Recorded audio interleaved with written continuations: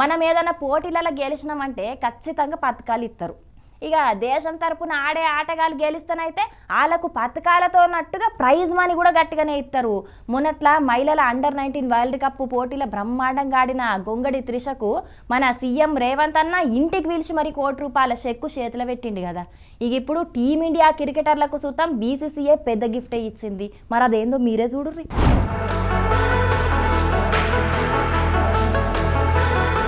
Wow, చూస్తుంటేనే ఆ ring పెట్టుకుంటే మంచిగుండ అనిపిస్తున్నదిలే.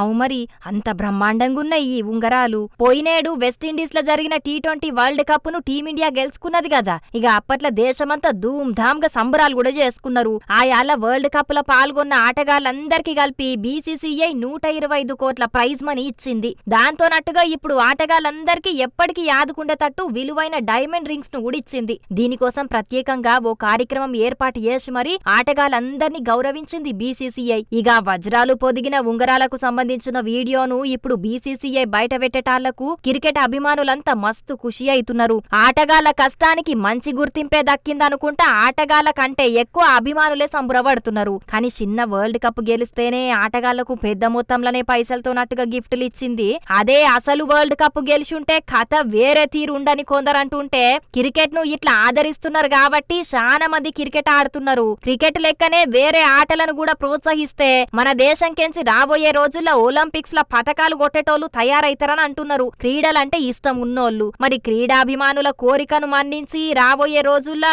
ఖేలో ఇండియా కార్యాన్ని సెంటర్ సర్కార్ ఇంకింత ముంగటికి తీసుకుపోయి ఎంతమంది క్రీడాకారులను తయారు చేస్తుందో చూడాలే.